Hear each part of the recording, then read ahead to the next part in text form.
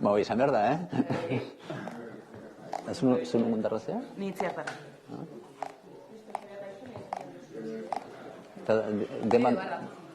Eta, zea, fabrika? Enpresa.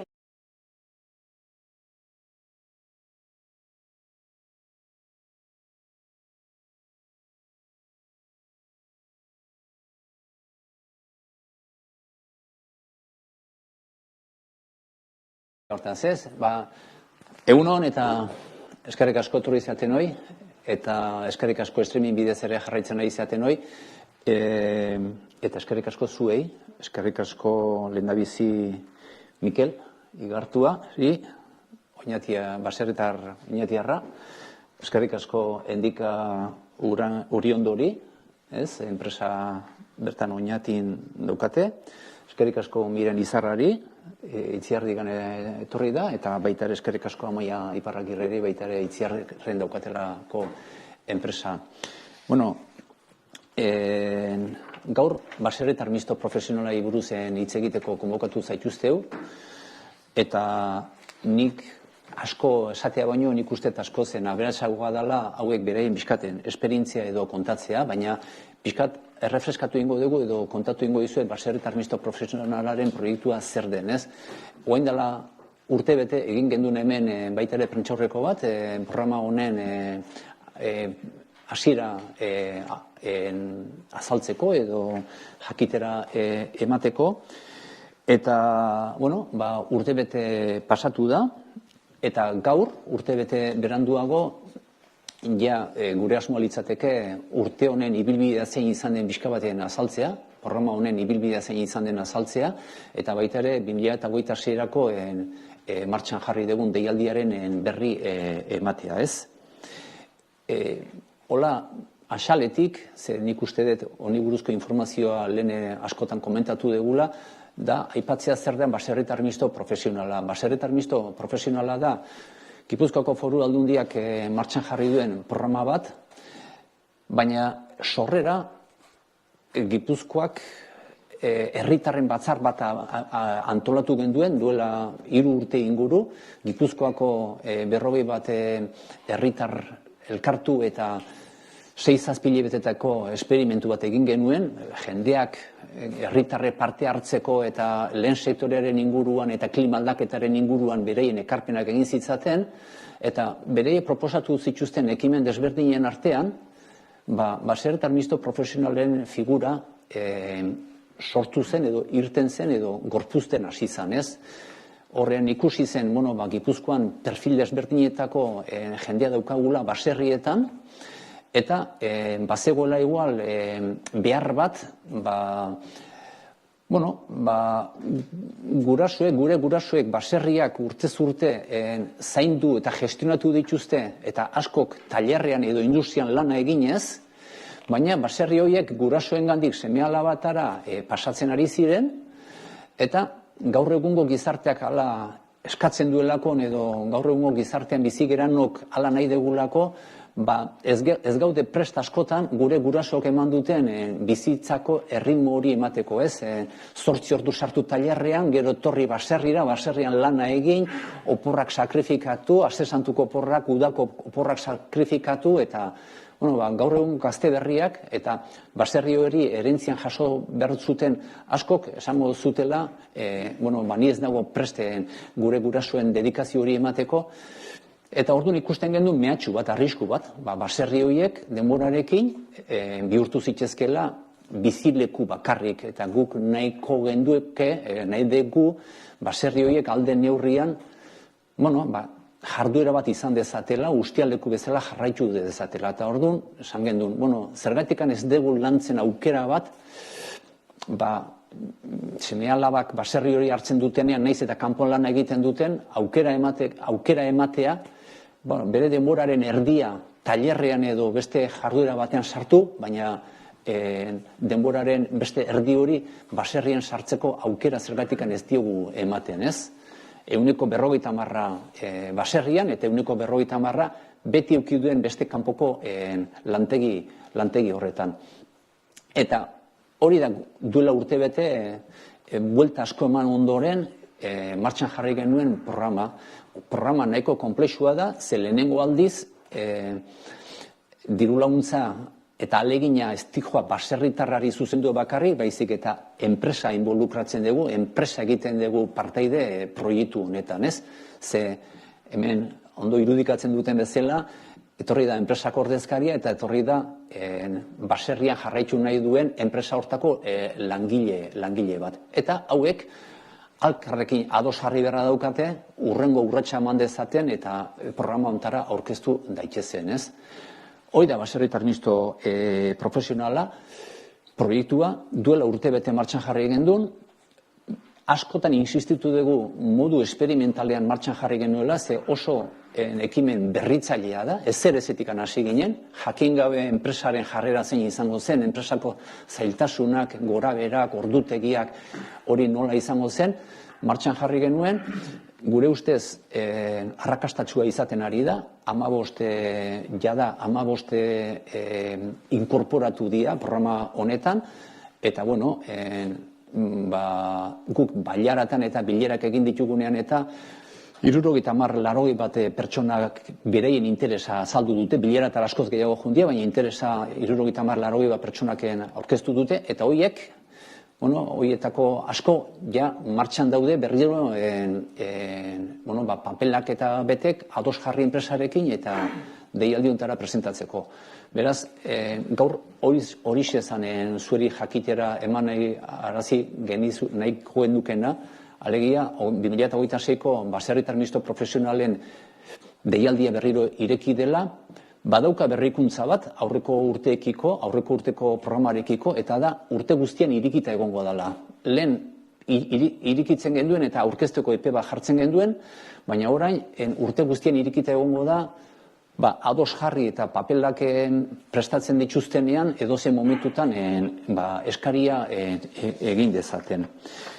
Eta, nik hori da esateko neukana, baien hitza pasatu aurretik protagonista nagusiei, bai esan,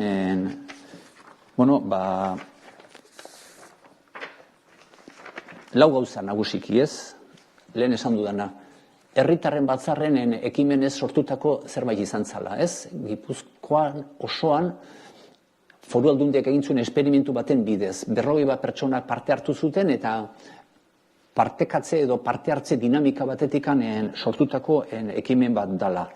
Jada, 15 bat baserritarrek, 15 baserritar bihurtu dira baserritar misto profesional, aurreko urtean 15 pertsonak eman zutela izena programa honetan.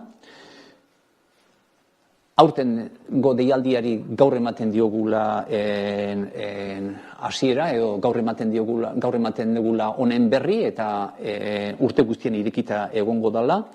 Eta programa hau izan nahi duela Gipuzkoako Foru Aldundiak eta Jaurlaritzarekin eta dauzkagun beste programa batzuen osagarri. Alegia, hau perfil jakin bati zuzenduta dago. Baina badaude beste perfil batzuk, beste baserritar edo gazte perfil batzuk, gazten programara edo trebatu programara edo aurkeztu daitezkenak. Orduan, sortu ditugu programa desberdinak, gure asmo hori izan da, Gipuzkoan dauzkagun errealitate, baserritar potentzialoien errealitate edo perfil desberdinei aurre egiteko, eta hau izango litzateke horietako bat. Nik, beste gabe, izena, hitza emango nileke, ez dakit, zeinen gandikan hasi beharko nuken, Mikelen gandikan hasiko nitzake, bizka bat bere esperientzia kontatu dezan, eta ze irutzen zaion programa hau, eta bizka bat azalpenak emateko. Ni Mikele Gartua naiz, Oñatiko Askontegi baserrikoa, bertan jaixo nintzen, baserriko semia naiz, eta, esan duzu moan lehen,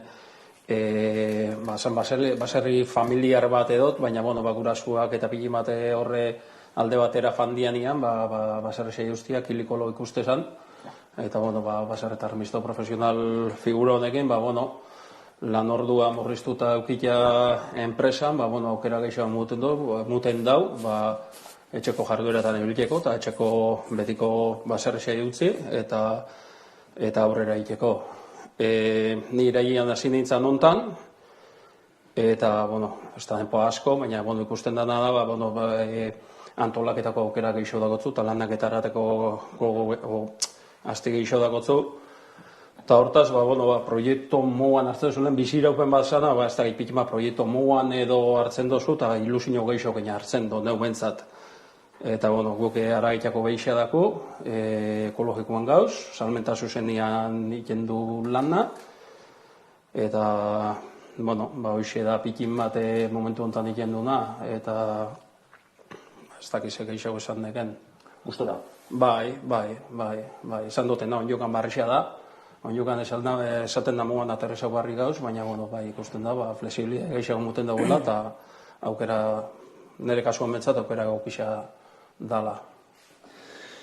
Osatzeko esango nuke, programa honetan konpromisoa Mikelek hartzen du, 6 urtetarako konpromiso bat hartzen da, ez? Eta 6 urte ondoren, berak aukera eukiko luke, berriro enpresara itzultzeko, edo oraingo baldintzatan jarraitzeko, edo tailerra utzi, enpresa utzi, eta zuzenean baldin badu baserriera dedikatzeko, ez? Horren truke, konpromiso horren truke, Foru Aldundiak 60.000 euroko diru-laguntza baten ematen dio, bat izena mantzun garaian erdia ematen zaio, eta beste erdia handikanean 3 urtetara emango zaio, jarraipen bat egingo zaio lakon.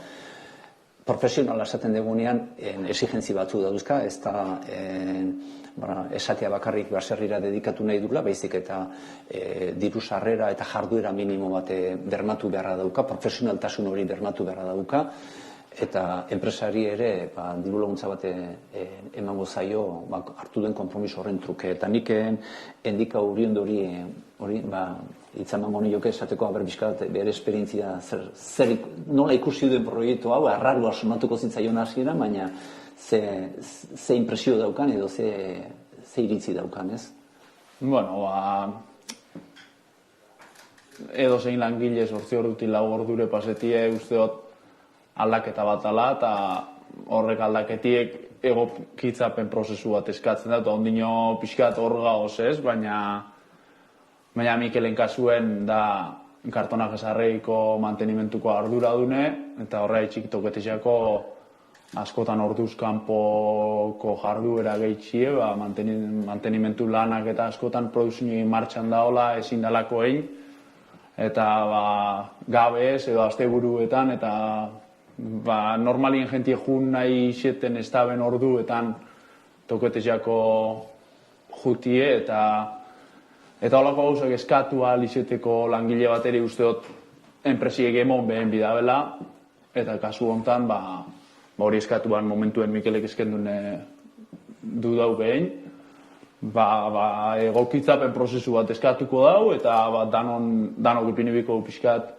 gure aldetik, baina usteot epeluzera ondorio positibuek euki alda bezen gauza badala, Mikelek behen aldetik nik uste beti gehiago upiniko dabela, ikusutxe presiepe hori esportzu egiten dabela, eta bestetik uste dut bai hemengo ekoizle bertokueri lagundun bihotzeula, bertoko produktu pixkat bultzatu bioula, kanpoku baino gehiago, eta holako ekoizliek ekoizten daben produktu kalitatezku dela, eta aldan neurri jementzen lagundun bihotzeula. Osondo, bai erantzuko nuke beste endikak esan duenaren aritik, ordutegiaren murrizketa ez da beharrezkoa 8 ordutik 4 murriztea egunero, ez? Pixka bat hori enpresaren eta langilearen eskutan uzten dugu.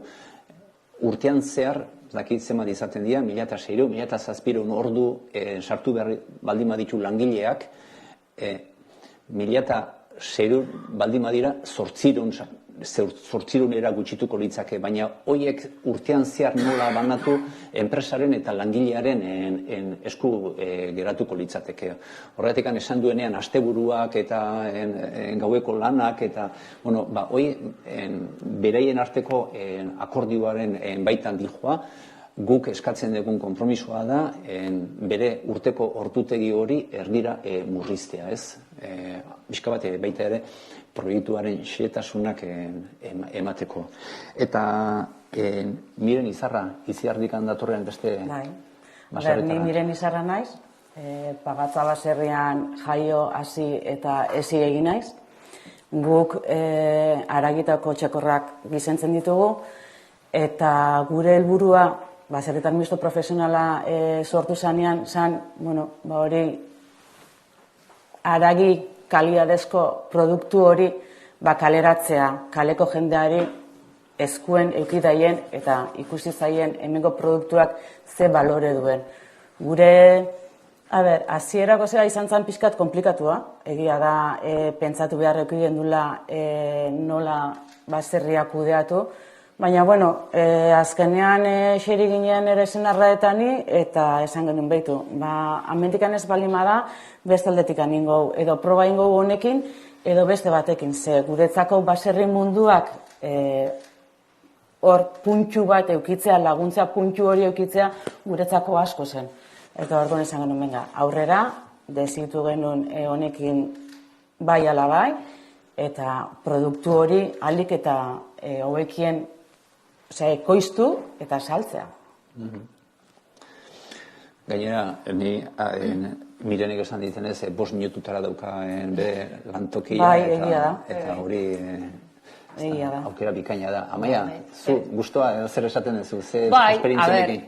Lehenengo, langile bat esaten duzunean, oin ez da erraza langilea topatzea, eta batek esaten duzunean, lau ordu falta behar dela egunero, ostras, produkziokoak bildu nintzen, eta, justo Mirenek almazenean iten du lan, orduan eta beste lankide bat akapostu berdinean, eta esan gendu, danon artean nola konpontzen geran, eta, oengoz dugu izan denboran, ondo. Eta gero nik uste dela, langilea mantentzeko beste modu bat ere, berak beste oportunidade batzu dazka, eta gurekin hobeto ongo da, eta danon artean behar du, porque bestela, esaten du bezala, hau desagertu ingo da, eta danok pixka jartzen baldin badu, igual errazo da mantentzia. Trastorno handia suposatu dizue? Ez, egungo da, egun batzuk bai pixka foi geixo, baina, oengoz moldatzen da idea. Moldatu zeate. Hau da, pixka baten gaurko ekitaldiaren edo aurkezpenaren edo prentsaurrekoaren motibo hau zen, ez? Deialdiaren berri ematea, bereien bizipena pixka bate kontatzia, ez gela zerbait teorikotaz hitz egiten nahi, baizik eta kasu konkretoak martxan jartzen ari geranak, eta nik hitza zue pasatu horretik, nik eskerrak nahiko nizkiek, ez? Eskerrak baserriari jarraipena emateko konpromiso hau hartzen ari zeaten hoi, baina bereziki, barkatuko jazu, ze baserretarrak askotan egoten gara, baina enpresa munduak gutxiago, bereziki enpresei. Ze zuen langilegoa guztua eukitzea beharrezkoa da, ez? Baina hortikan arratago pixka bat konsientzia hartzea, zeharkabaik ere zuek ari zeratela zuen langileen bidez elikagaiak ekoizten, zuen enpresak ari dirala zuen langileen bidez elikagaiak ekoizten, eta baserria mantentzearen eginkizun hori ezin dela baserritarren gain bakarrik utzi baizik, eta gizarte osoaren eginkizun bat dela, eta gizarte oso hortan enpresak ere sartzen zeate, kontzientzia hori hartzea eta preste batea esfortzu hori egiteko, ze nik uste esfortzu bat dela zuentzako, benetan eskertzekoa dela, ez? Eta nik gaurko prentsaurrekon zerbait azpimarratu nahi baldin manuen hori zen, ez? Enpresak eskertu bereziki eta animatu baita ere, langileak joten zaizkeenean horrelako proiektu batekin jarrera iriki baten izan dezaten, ez? Eta hortikan aurrea, zure nagaitza. Xabier, eskatzen dugu erderaz kontu aldozun ekimena, pixka bat. Galderan aurretik erderaz ekimena pixka bat kontatu albaldin baduzun. Vale.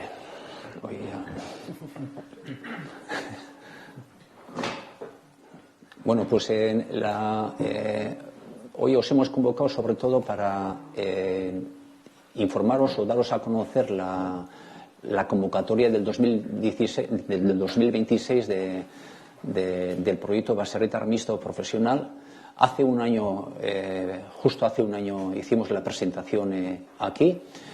No voy a entrar demasiado en los detalles, pero sí recordar que el proyecto Baserritar Mixto Profesional es un proyecto que tiene como objetivo intentar compatibilizar el trabajo del caserío con el trabajo de la industria o de otra actividad que pueda tener pues un potencial o un baserritarra.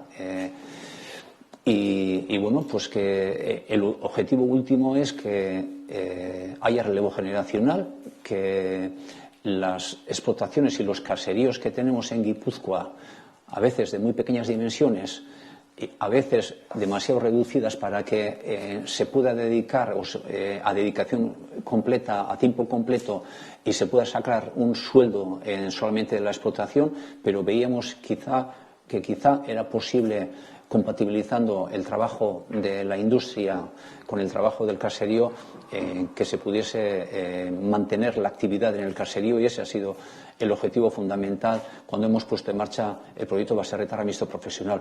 Un proyecto que durante este año experimental, porque partíamos de la nada, pues ha sido un éxito para nosotros. Ha habido 15 personas que se han apuntado, que se han sumado a este proyecto, pero han sido más de 80 personas las que se han interesado cuando hemos hecho las distintas reuniones comarcales. Y bueno, con la convocatoria del 2026, que a diferencia de la convocatoria del 2025, va a ser una convocatoria abierta durante todo el año para que aquellas personas que vayan cumplimentando con todos los trámites y con todo el papeleo se puedan presentar en cualquier momento. Bueno, pues ese es el objetivo, ¿no? Que en el año 2026 también aquellos que se han estado interesados y que estén preparando los papeles, pues se puedan presentar a lo largo de todo el año. Ese es el objetivo final. Beste galderarik edo? Pensatzen 2026an aurrekontu mugatua izango dula proiektu honek. Aurreikusi duzue zenbat jende bildu daiteken proiektu honetara 2026an? Bai, begira, kautelosoak edo zuhurrak nahi izan dugu aurrekontuak egiteko garaian, kopurua jartzeko garaian, 600.000 euro pasatxokin jarri dugu deialdia, baina klausula garrantzitsu bat jarri diogu, eta izan da gehigarria izan daitekeela. Orduan, gure helburua izango da aurkezten diren kasu guztiei lagundu ahal izatea. Hoi da gure helburua. Eta uste dut gauzagarri izango dela, eta nahiko genduke gainea 600.000 euro horiek motxik gelditzea.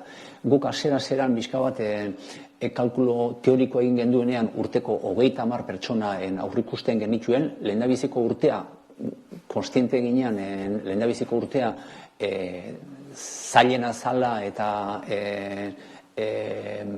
jende gutxiago izango zala aurkeztu bez, baizik eta aurkezteko baldintzak eta papeleua prestatzeko gai izango zirenak, eta guken aurtengo urtera begira, noski lehen urtekoa bikoiztea ez dakit lortuko dugu, baina helburu teoriko horrekin jarraitu nahiko genduke.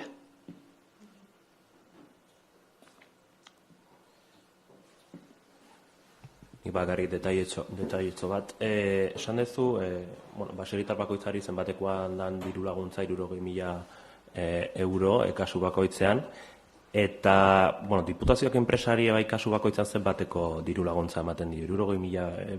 Enpresari? Bai, enpresari. 50.000 euro. Eta bi fasetan izaten dira? Ez, hasieran. Enpresari 50.000 euro ematen zaizkio hasieran, ja akordioa izten dutenean, eta eskaria egiten denean, eta baserritarrari ematen zaizkio 60.000 euro. 50.000 enpresarekin batean hasieran, eta beste 50.000 handikan 3 urtetara.